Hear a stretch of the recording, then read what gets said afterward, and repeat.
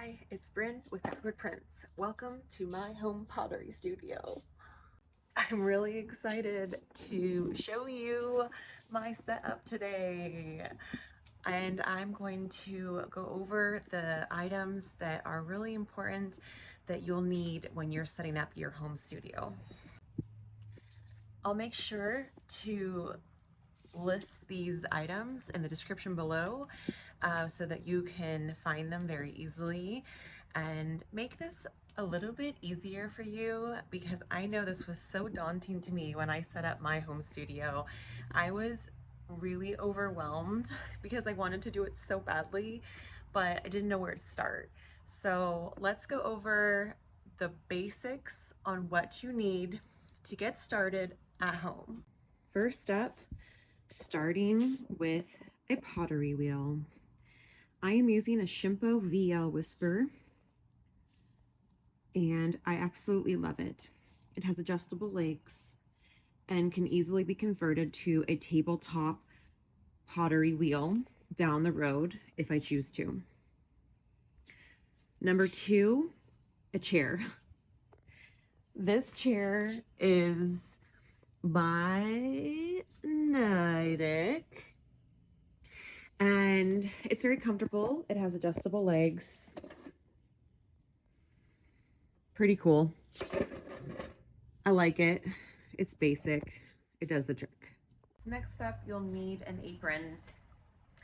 This is by Claypron, and I like it. I definitely need another one. One is not enough. You need like three, because these will get dirty and you'll want to wash it.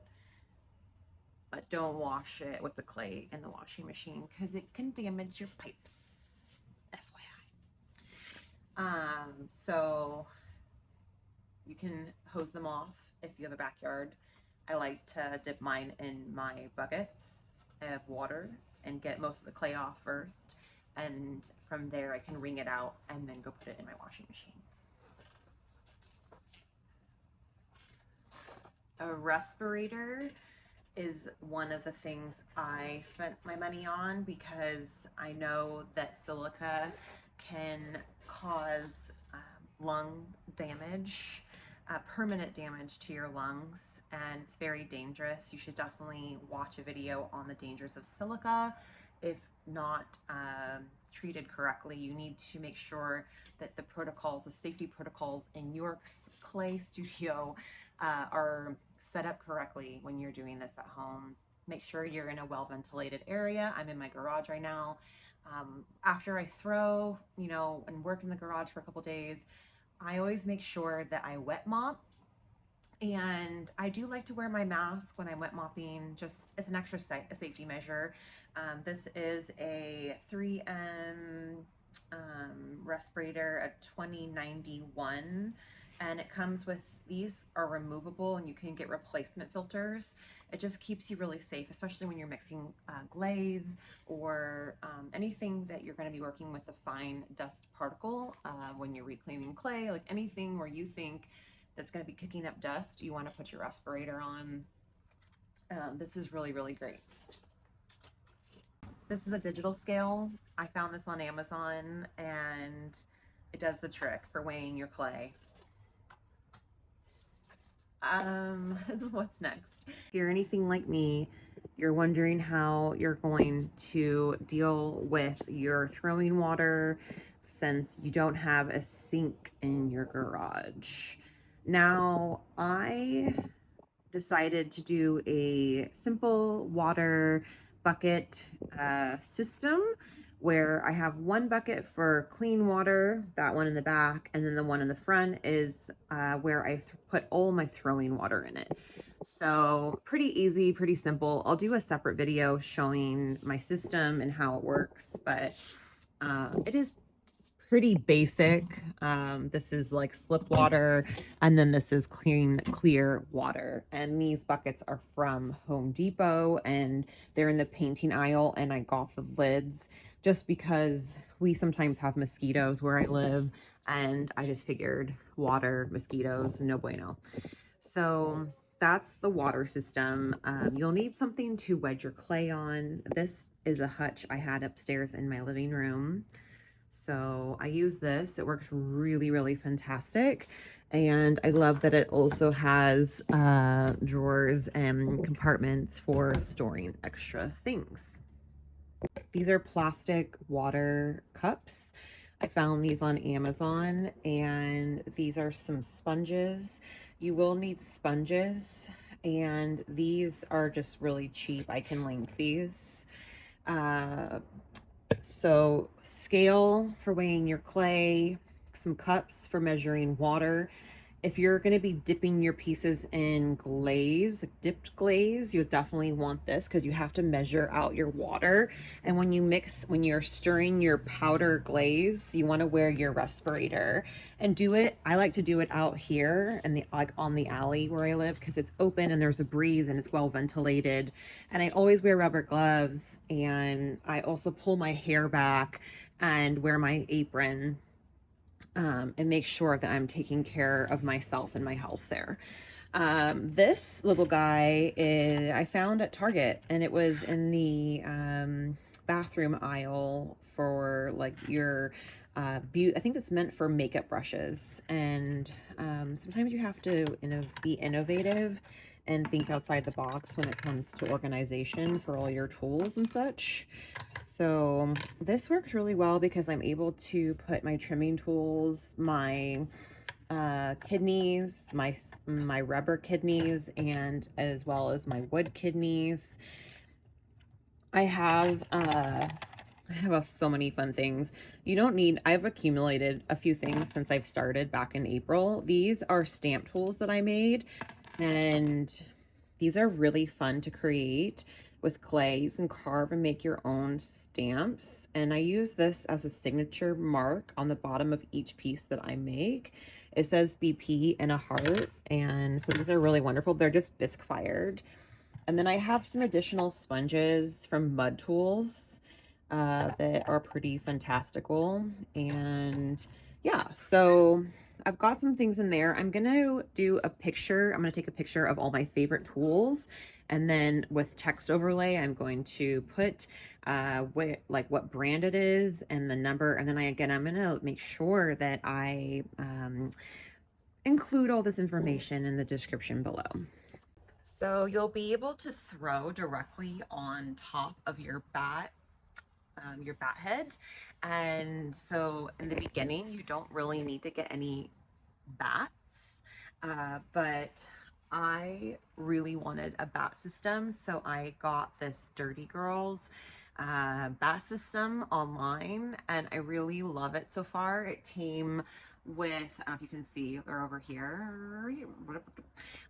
It came with like 10 or so additional of these bats that come off. My wheel has 2 bat pins, and as you can see, this bat system has 2 holes, and so this just slides right into the bat pins. With a little bit of force, you push down and it locks into those bat pins so that it's nice and firm and it's not going anywhere. You just make sure you like push down. You never want to leave this bat system on after you have worked with it. When I'm finished, I make sure to take it off, and I lean it against this wall on the floor.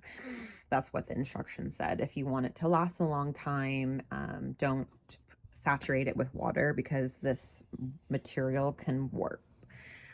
I've got a bucket for throwing water, and this is just from my local hardware store, and it's sitting on 3 small pieces of cut 2x4s, and that really helps me. It makes things more ergonomic when I'm sitting here at my wheel and I'm dipping my hands in here. I don't have to lean forward as much, and I find that my back is happier. Some extra tips you can do to be more ergonomic and prevent like back pain, which can happen a lot when you're sitting hunched over like T-Rex at your pottery wheel, is I have read that you can set up a mirror right here. So you can either get a stand-up mirror, or if you have a wall like I do right here, you can just hang a mirror that's framed, like a framed mirror, and I plan on doing that. I just haven't gotten to it. It's really cool to be able to come down to your studio when you want to work, put your own music on, invite a friend over, or if you're in a relationship, you know, you guys can do pottery stuff together. It's just awesome. I really love it. I love going to studio as well. I think that both are amazing. I know a lot of potters that have a home studio and they also go to a local clay studio just to seek community and to learn from the other students. I use one of the pieces that I threw in class in the studio several months ago. One of my little mermaid cups at my wheel. I keep this. It's just nice to grab your tools when you're working. These 4 tools are really helpful when you're just getting started. So we've got a needle tool, a wood wedge tool, and a metal kidney, and then I don't know, I call it like a wood stick. Yeah. I don't know what the proper name is for the wood stick, but very helpful for trimming the clay skirt at the end when you're making a mug. Some of you may want to use a metal kidney. In the beginning, I was team rubber kidney, so I really like this kidney.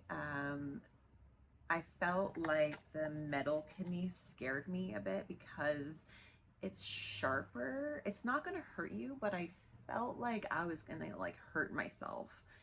I don't think or I thought I was gonna mess my piece up more easily if I used a metal kidney in the beginning when I was learning how to throw on the wheel. So I just felt more comfortable using something like this guy.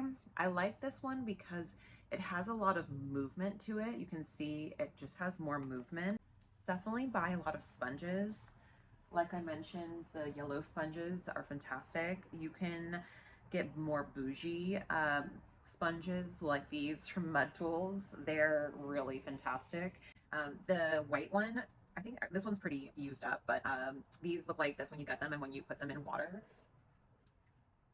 I'll show you what happens.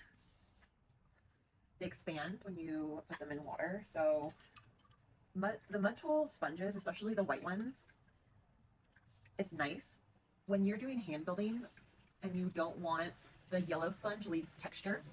So this white one, it's really smooth. I don't know if you can see, but it's really smooth. So when you're wiping the clay, it doesn't leave a texture. So these are worth your money if you are doing like hand building and you're really into having the clay be very smoothed out, like as a finished look. Then I would say get these kind of sponges. Otherwise, those yellow sponges you find online or at your local clay studio are suffice. Sometimes when you feel stuck in your life or you just need to make a change, I think your body, I think the energy, just trust on all of it, because I have zero, I have zero doubts. Like, I don't have any regrets that I did this. I spent $2,000. I wanted to have a home studio. I really I overthought so much of it, and I finally just committed and said, okay, let's do it. I really wanted to get to work and start making more pottery. So I thought, okay, the most important things that I'm going to need are a wheel. I had the hutch upstairs. I wasn't really using it in my home. So there you go. I had like something to wedge my clay. I bought the wheel. I bought a Giffen grip. I decided to do that because it helps me with trimming since I'm still a beginner. And I went to Home Depot. Home Depot is like my best friend because I bought a bunch of those buckets, small, medium, like small size, large size, so that I could have a water system since I don't have a sink. And I went online to a couple different pottery and art supply websites for buying the tools that I needed. I already had some of these tools, but I did need the trimming tool. There were certain things I was using at the studio in town, so I needed to get. I want to share all this information below so that way you guys can have an easy time to find the things. Especially, I've tested a lot of this stuff, so I know what I like, what I don't like, and I can share this with you. Thank you so much for watching and being here. If you enjoyed this video, like and subscribe, and thank you for joining me on this amazing pottery journey. Bye.